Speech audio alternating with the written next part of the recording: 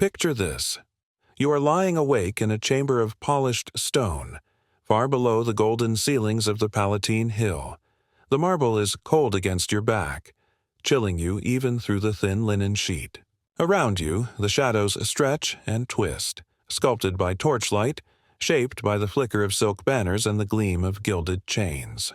The air is thick with incense, with the sweet-sick smell of roses scattered across the floor to hide the iron tang of sweat and fear.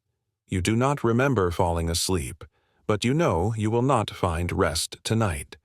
Not here. Not in Commodus's palace. The echo of laughter snakes through the corridor, low, wet, and unkind. You freeze. The manacles circling your wrists are more for show than restraint. They are your invitation to tonight's entertainments. You know what comes next. The Praetorian guards, already half drunk, will drag you up the stairs, push you through doors you are not supposed to enter, and deliver you to the emperor himself. He likes to make his choices in person. He prefers to see terror bloom in your eyes before the games begin. If you are lucky, he will not remember your name. If you are unlucky, he will. Your body is shaking. The torchlight dances on the mosaics overhead, hunters and stags, gods and monsters. You listen as footsteps approach, heavy and deliberate. You try to slow your breathing to control the trembling in your hands, but it is useless. You hear your own heart pounding louder than the footsteps. The door creaks open, spilling gold light and voices.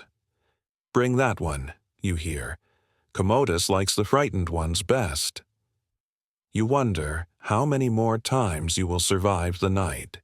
The guards grip your arms, their hands bruising, perfumed to cover the stink of nerves.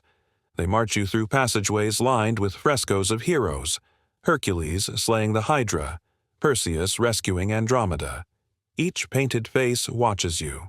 Each pair of eyes seems to warn, this is not a place for innocence. The laughter grows louder. The air thickens with anticipation and something darker, a sense of ritual that is not for your benefit. As you enter the grand hall, you catch your own reflection in a polished shield, mouth bloodless, hair slick with sweat, eyes wide and unmoored. In that moment, you are not a person. You are an offering, but you are not alone. Across the hall, another slave kneels, head bowed so deeply you cannot see if they are weeping or merely empty. At the far end, behind a gauze of scented smoke, the emperor reclines. Commodus, child of Marcus Aurelius, the philosopher king, hailed by the city as Rome's living god. Here, in the flesh, he is nothing like the statues. His smile is too wide, his skin too smooth, his eyes too bright. He does not look at you. He appraises you. You know instantly. You are to be weighed, measured, and used. Think the emperors of Rome were cold men of duty, obsessed with the glory of the state. Tonight, that lie peels away like rotting paint. Commodus has rewritten the rules of power. Every senator in attendance knows it.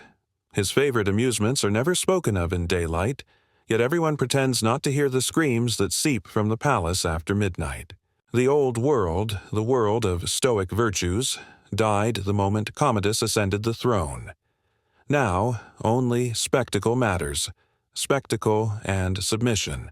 You recall the words whispered among the palace slaves, "No one ever comes back the same." The official stories, the histories to be written years from now, will call Commodus a madman, a gladiator, a fool obsessed with games. They will say nothing of what you are about to experience. The truth is darker.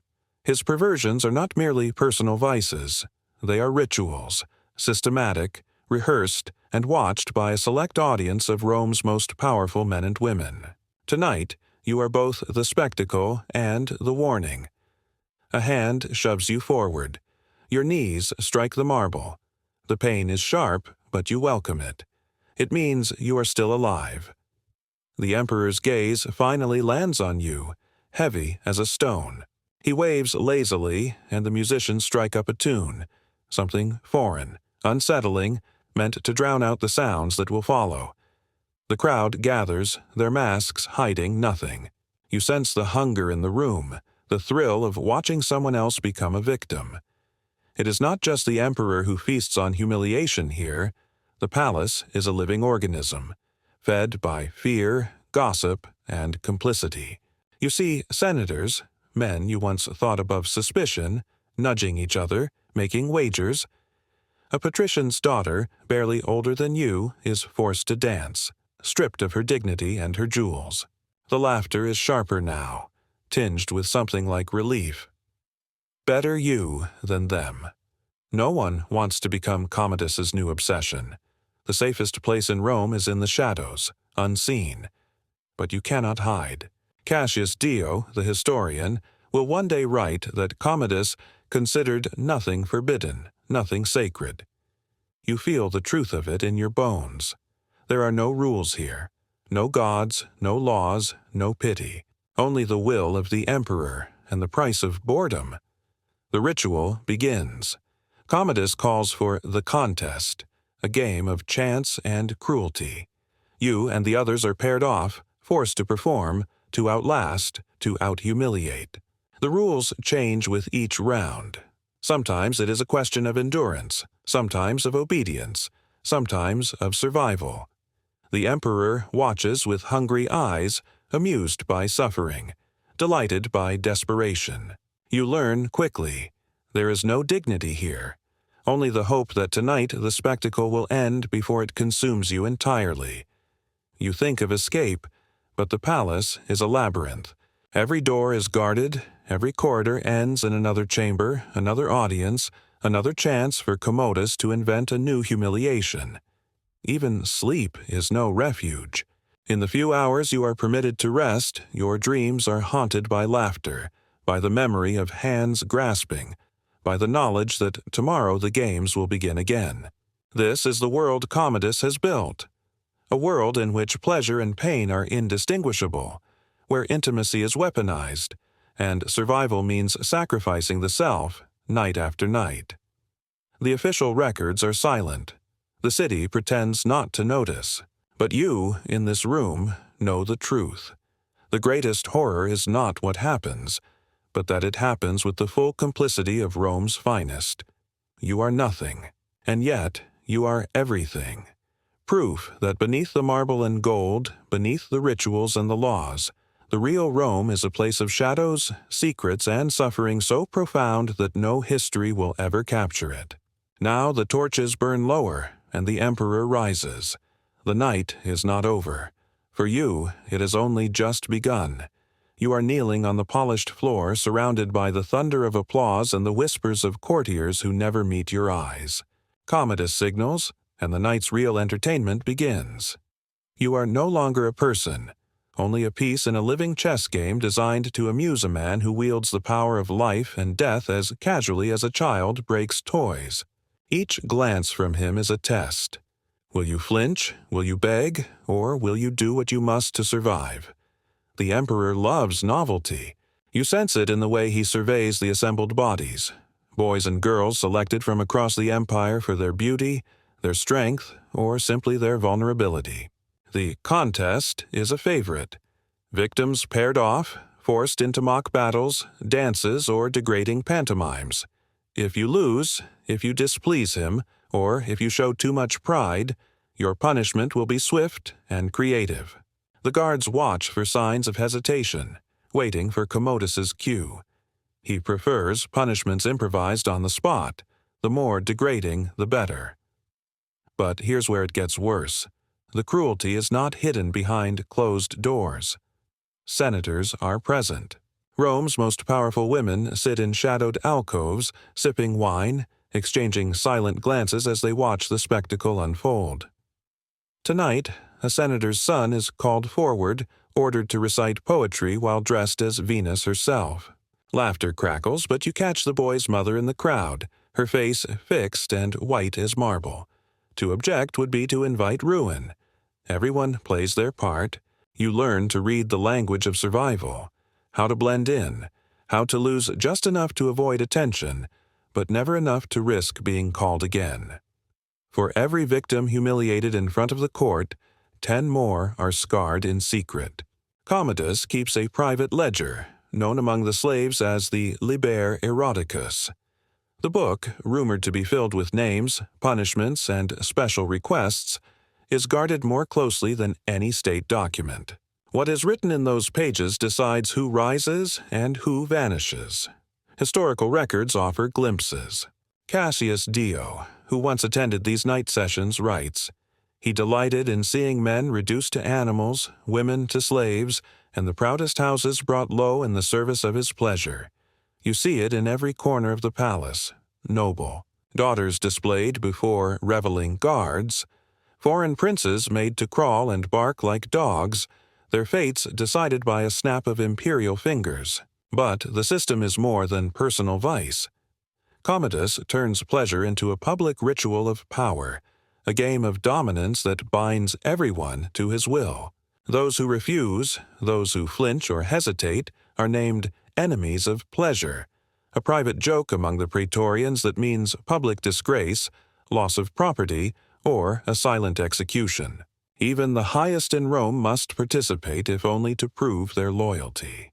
There is a whisper, shared in fearful tones among the servants. Better to be a shadow than a favorite. You witness it firsthand when Marcia, the emperor's most trusted concubine, approaches the dais. Her beauty is legendary, but tonight her task is simple: to lead a group of new captives through a ceremony devised by Commodus. She smiles, but her eyes never leave the ground. Later, you hear her weeping behind the tapestries, praying to gods who do not answer. The games grow more elaborate. Commodus invents the Night of the Labyrinth, a sprawling ritual that forces victims to find their way through a maze of curtains, each chamber holding a new trial, a riddle, a performance, or an act of degradation. If you succeed, you win nothing but exhaustion. If you fail, you join the long list of names entered in the ledger, and your torment becomes the court's next favorite story. But here is the real horror. The line between victim and accomplice blurs. Those who survive the longest are rewarded. A senator's loyalty is measured not by his wisdom, but by how many gifts he offers to Commodus's pleasure chambers. You see mothers urging their daughters to smile at the emperor, fathers trading the innocence of their sons for a seat at the feasting table. The currency is obedience, and everyone is for sale. The emperor rarely punishes with death. He prefers to break people slowly, to watch them undo themselves in their desperation to please. Sometimes he will stage mock weddings, pairing the most beautiful boys and girls, dressing them in jewels and silk, forcing them to perform before the court. The guests applaud, pretending the horror is merely theater. But the tears on the bride's face are real. The trembling in the groom's hands is real, and every humiliation is carefully recorded in the Liber Eroticus. You see how quickly Rome adapts to this new order. At first, the city whispers in outrage. Soon, the laughter grows familiar. For every senator who privately mourns a daughter's disgrace, there are 10 more who petition Commodus for a place in his games. According to the Historia Augusta, gifts poured in from every province, exotic slaves, rare delicacies, and elaborate entertainments to win the emperor's favor. Commodus does not need to threaten. He need only invite. But as you watch, night after night, you begin to understand the truth. These spectacles are not only about pleasure, they are about control, about erasing the last boundaries between public and private, dignity and shame. The emperor's gaze is everywhere. The only way to survive is to become invisible, to lose yourself in the crowd, to never let your name be spoken by his lips. And then comes the night when you cannot escape notice. You are chosen to serve wine, to pour it for the emperor as he leans back on his couch, surrounded by men who once ruled provinces and women who once ruled households. He locks eyes with you and smiles, a slow, knowing smile that promises nothing but suffering. He asks your name. Your tongue sticks to the roof of your mouth. The room falls silent. Everyone waits for your answer, knowing that your fate is being decided in this moment. this is when the mask drops. You realize you are not a person to him. You are not even a body. You are a tool, an instrument to demonstrate his power to every witness in the room. Your fear is a gift, your pain a lesson, your humiliation a kind of currency that keeps the machinery of his court running. And in that moment, as Commodus raises his cup and the crowd begins to cheer, you are offered one bitter truth. Survival will cost you everything that made you human. Now that you've witnessed the spectacle Commodus designed to crush dignity and breed obedience, you're beginning to see the patterns hidden in history's shadows. If confronting these suppressed truths awakens something in you, a need to see what really lay beneath Rome's golden surface, hit subscribe now. It's the only way to continue unearthing the testimonies Rome wanted buried and to confront the realities that power tried to erase. Stay with this story, because what comes next will make even these horrors seem tame. You have lost track of how many nights you have survived in Commodus's palace, how many times you have watched the court's laughter harden into something hungry, how many new faces have been broken and discarded before your eyes. You no longer hope for rescue. You only hope to make it through another dawn. But now, Commodus's cruelty has evolved. The games are no longer enough. His appetite has shifted from spectacle to domination, punishment as a political tool, pleasure transformed into a weapon meant to terrify and control the most powerful families of Rome. You are summoned to a new kind of audience, no longer just a passive witness, but a necessary piece in the emperor's theater of humiliation. It begins quietly. The emperor sits, his body glittering with oil and gold, surrounded by a carefully selected group of senators, their wives, and their children. He calls for silence. You can hear your own breathing echo across the marble. Tonight's ritual is different. No laughter, no drunken shouts. Only Commodus's voice, soft and almost gentle as he announces the first tribute. A senator's wife, dressed in jewels, is ordered to the center of the chamber. Her husband watches, his jaw clenched so tight you wonder how he has not shattered his own teeth. The emperor's command is clear. She must kneel and beg forgiveness, not for any crime, but for the pride of her family. You realize, with mounting horror, that this is no longer about pleasure at all. It is about erasing the last remnants of dignity among Rome's ruling class. But here is where it becomes more twisted. Those who resist are punished publicly. Their disgrace made legend by the court's scribes. Commodus keeps records, Palatine registers, they are called, inventories of every humiliation, every act of submission, every family broken and forced to kneel. According to Cassius Dio, he delighted in turning the Senate into a spectacle for the rabble. No tradition, no ancestor, no office was sacred if it amused him to destroy it. You see, in these moments, the true genius of his depravity. Commodus orchestrates the ruin of families not through violence alone, but through ritualized shame. He orders noble sons to recite poetry dressed as slaves, compels daughters to serve wine naked before the guests, forces mothers to praise his name while their husbands watch in silence. You realize that every humiliation is a lesson, a warning to all who might dream of defiance. But here's where the game deepens. Commodus's cruelty is not random. He watches reactions with a gladiator's eye, searching for the smallest sign of resistance. If you flinch, if you hesitate, you are called forward. You become the next demonstration. The emperor's favorites, men and women once praised as the ornaments of Rome, are now weapons in his hands. Their beauty is used to break others, their obedience to shame the proud. You are pulled into this system day by day. Sometimes you serve as a witness, standing at the edge of the hall as a senator's daughter is paraded, forced to sing as her father looks on in silence. Sometimes you are forced to participate, acting out scenes devised by the emperor, always at the edge of disgrace yourself. There is a hierarchy even here.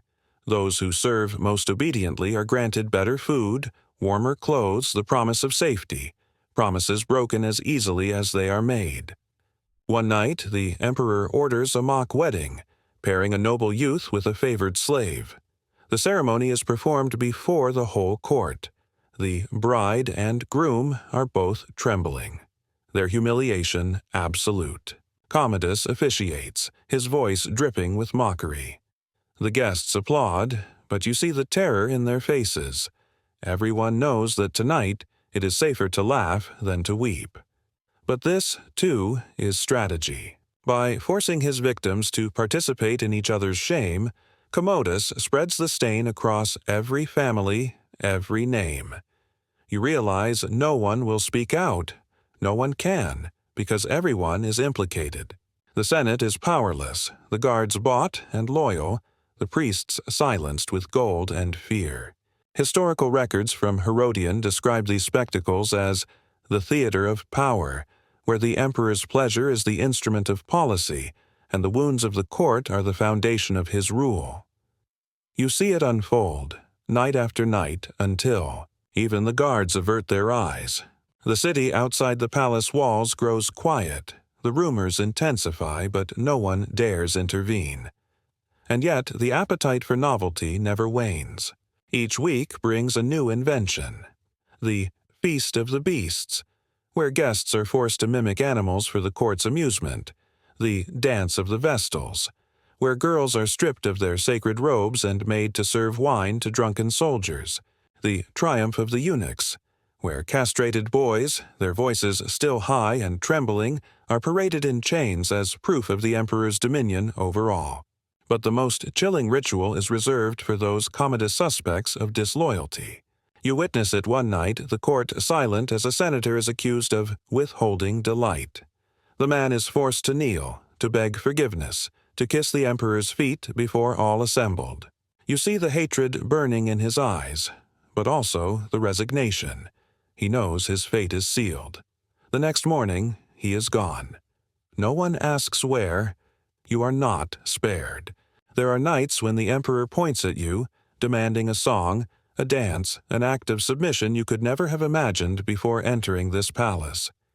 Each performance is a test. If you succeed, you are forgotten for a while. If you fail, your punishment is swift and public, a slap, a humiliation, a threat that you will be next for the worst of the games. But here is where the line blurs once more.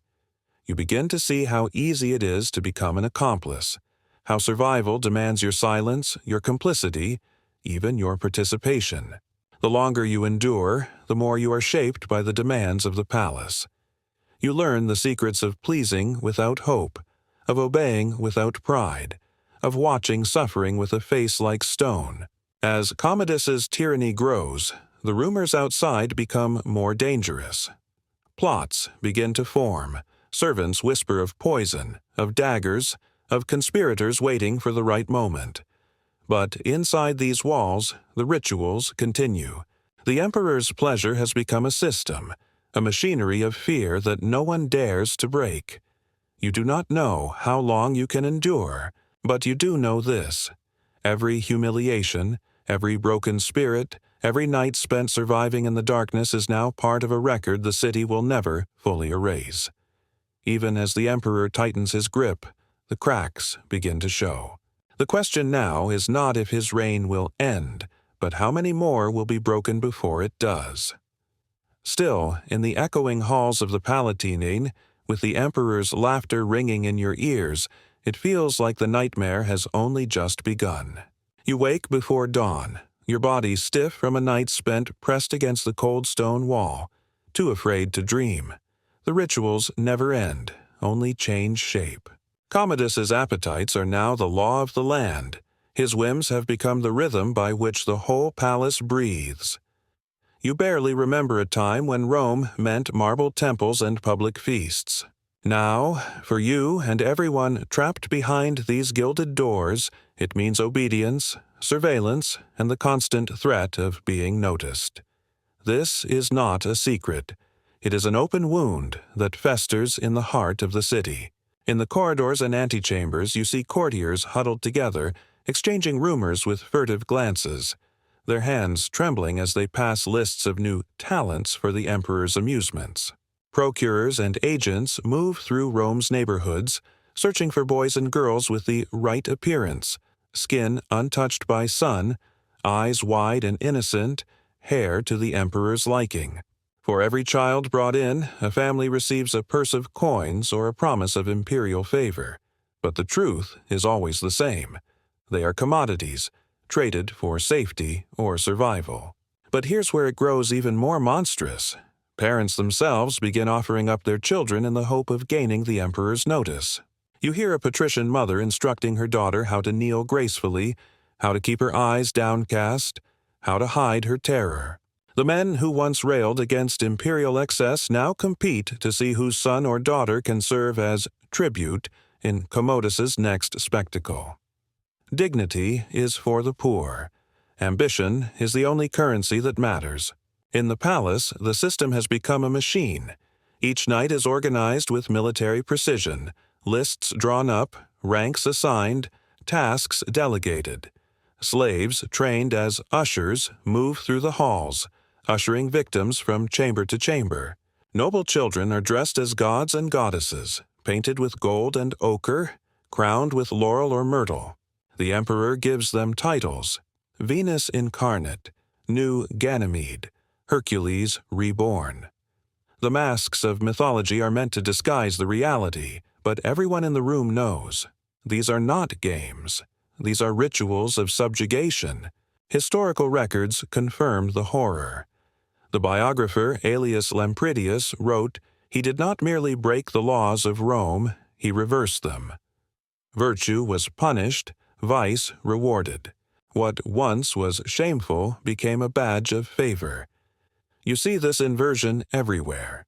The upright and honorable are mocked, stripped of status, forced to serve, or even to participate. The court's new favorites are the most willing, the most beautiful, the most easily molded. But the boundaries are dissolving. Commodus no longer confines his excesses to the palace. The rituals spread to the city's elite. Governors and high-ranking officials send rare gifts, exotic animals, jewels, even human delicacies, to curry imperial favor. There are whispered stories of banquets where the emperor orders the newest arrivals to perform for guests from every corner of the empire. Some nights, you hear the howls of wild beasts mingled with the screams of the unlucky, as Commodus stages mock hunts in the palace gardens. No one is safe, not even those who supply his pleasures. You notice how the underworld thrives. Procurers and fixers, once mere criminals, now enjoy a strange kind of protection. The man who can provide the rarest or most exotic captive is welcomed at the palace gates, handed coins, medals, sometimes even titles.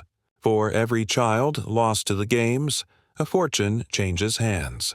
Corruption infects every level, from the lowest slave to the highest senator. Yet the rituals themselves are changing, growing more elaborate and more dangerous. Commodus appears at the banquets dressed as Hercules, wearing a lion's skin, wielding a wooden club. He orders the assembled nobles to kneel, to salute him as god and conqueror. He demands that his court reenact the legends of old: mock battles, sacrificial rites, orgiastic processions meant to shock and degrade. Senators crawl on hands and knees, their daughters bound in ribbons, their sons forced to fight like gladiators for scraps of food and the hope of mercy. But here is where the machinery becomes most terrifying. Participation is no longer a choice. Those who refuse, those who hesitate even for a moment, are marked as traitors to pleasure. Their properties are seized. Their names are added to the palace ledgers. A single wrong word, a single failure to applaud at the right moment, can mean ruin. You feel yourself changing too. Each morning you wake knowing that today could bring humiliation or a small reprieve. You learn to listen, to anticipate the emperor's mood, to hide your disgust behind a blank mask. You watch as others rise and fall. Favorites granted robes of silk one day, stripped and beaten the next. No one is allowed to feel secure. No one is allowed to forget who owns them. One night you are forced to participate in a ritual called the Festival of the Masks. Everyone in the hall must wear a different disguise. The emperor parades through the crowd, selecting victims with a flick of his wrist. When he stops before you, he lifts your mask and smiles, a smile that chills your blood. "Tonight," he says, "you will be my Mercury, fast and clever, but always at my command. You play the part, terrified and numb, knowing that every gesture, every word, could decide your fate." Documentary accounts describe the sheer scope of Commodus's entertainments.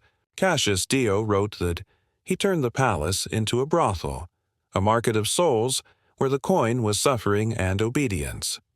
You see the truth of it with your own eyes. There is no escape, only the hope that you might remain invisible a little longer. But here's the final twist. The system Commodus built is self-replicating. The most ambitious courtiers create their own spectacles, organizing private games to please the emperor, each trying to outdo the last in cruelty or extravagance. The children of senators compete to become the next favorite. The cycle tightens, squeezing every last breath of dignity from the city's elite.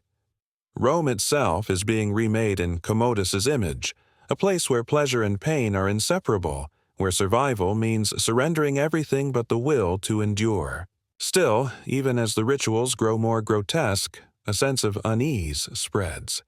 You catch furtive glances among the highest officials, hear whispers of conspiracies forming in the dark. The emperor's madness is growing, and the cost to Rome is becoming unbearable. But for now, the games continue, and you remain a piece in Commodus's masterpiece of degradation, learning, night by night, how quickly a civilization can destroy itself in the pursuit of pleasure. Tonight, the palace has turned feverish. You feel it in the air, the way the torches burn lower, the way the courtiers move with forced cheerfulness, glancing over their shoulders as if expecting something to leap from the shadows. Commodus's paranoia has grown as wild and unpredictable as his appetites. Every rumor is now a threat, every face a possible conspirator. And when power is balanced on the edge of a knife, every pleasure becomes a test of loyalty, every humiliation an audition for survival. The emperor's pleasures have grown savage, unmoored from even the pretense of celebration. He orders the guards to seize those who fail to amuse him. Senators who fumble a joke, slaves who spill a cup, favorites who hesitate in their performance. Punishment is immediate, public, and extravagant. You watch as a noble boy is bound to a marble column and flogged before the assembly. The emperor taunting, "This is what happens to disloyalty." The sound of the whip cracks through the hall, echoing down corridors lined with trembling witnesses. But here is where the horror tightens. Even Commodus's old favorites are not safe. His chief concubine, Seoteris, once a master of the games, a mentor in survival, falls under suspicion. The emperor stages a mock trial before the court, accusing Seoteris of betrayal. You are forced to watch as the man who taught you how to keep your head down is stripped of his robes, mocked and spat upon, his fate decided by the whim of a man drunk on power. Commodus dismisses the verdict as a joke, but the lesson is clear. No loyalty, no cleverness, no beauty is enough to protect you when the emperor's paranoia demands a new victim. The spectacles become more violent. Commodus, dressed as a gladiator, invites the court to witness contests of blood and terror. You are made to watch as condemned men, chosen for their resemblance to senators or patricians, are forced to fight wild beasts in the gardens. When the lions are sated, the emperor orders mock battles, in which slaves and nobles alike must wrestle in the mud, their bodies smeared with filth, their shame complete. Those who resist are killed, quickly if they are lucky, or slowly if the emperor wishes to make an example. But here's where it grows unthinkable. Commodus's entertainments are now designed to erase all boundaries. He stages blasphemous rites, forcing priests to participate in orgiastic ceremonies, mocking the gods with obscene parodies of sacred rituals. He orders a group of Vestal virgins to serve wine naked, declaring that their purity is a myth, their dignity a lie. You hear the gasps, the choking sobs, the barely concealed rage among the court, but no one dares intervene. The Praetorian Guard stands at attention, their eyes hard, their swords always within reach. Historical records from the time, the secret diaries of Marcia, the emperor's confidant, later revealed in trial, describe these nights as feasts of terror, where no one could trust a friend or even their own family. The palace becomes a maze of locked doors and listening walls. Plots breed in whispers, but the rituals continue, each more grotesque than the last. Commodus's paranoia means new purges every week. A senator vanishes, a captain of the guard is replaced, a slave is found strangled in his cell. The message is plain. Fear is the new law, and no one is immune. You learn to read the warning signs. When Commodus is restless, the nights are especially dangerous. He invents new punishments: branding, forced mutilation, the public defilement of bodies both living and dead. The emperor delights in reversal, in making the highborn grovel and the lowborn lord it over their betters, if only for a moment. You see men who once led legions forced to dance naked for the crowd, women of patrician blood fighting for scraps with kitchen slaves. But even these horrors are not enough. Commodus orders the construction of an arena within the palace itself, a marble ring surrounded by velvet cushions where the emperor can stage his cruelties in private, away from the gaze of the city. Here, the games become a laboratory of the soul's destruction. Victims are chosen for their resemblance to political enemies, or simply for the emperor's amusement. Commodus presides, costumed as a god, his laughter echoing through the chamber as lives are ruined with a gesture. There is one night you will never forget. The emperor, drunk and raving, calls for the procession of the masks. Everyone in the court must participate. Those who refuse are dragged forward, their masks torn away, their faces marked with ash and oil. You are forced to kneel as Commodus circles you, whispering threats and promises, his fingers tracing the edge of your jaw. Tonight, he says, you will be reborn. The ritual ends in screams and silence, broken only by the shuffling of feet as the survivors crawl back to their cells. But here is the final descent. Commodus begins to keep trophies: locks of hair, scraps of clothing, written confessions of imagined crimes. He stores them in a private chamber, a museum of humiliation. The biographer Herodian, years later, would write, "He collected not art, but evidence of broken wills, proof that no man or woman could resist him and live." You wonder if your name is among the records, if your shame will outlast the emperor himself. By now, the palace is a place of ghosts. Those who have not been destroyed have learned to move like shadows, speaking in riddles, trusting no one. The city outside begins to stir with rumors of revolt. You catch glimpses of strangers, praetorians with uncertain loyalties, senators whose faces are gaunt with fear and rage. The cost of the emperor's madness is now plain. Rome is dying from the inside out, and no one can say when the final blow will fall. Still, even as you watch the world unravel, the games continue. Commodus sits at the center, his power absolute, his pleasure the axis around which every humiliation turns. Each day you survive is a victory, but each night leaves a deeper wound. You have become a part of the machinery, a witness to a horror so complete that even the memory of mercy seems like a lie. The question is no longer whether the emperor will be stopped.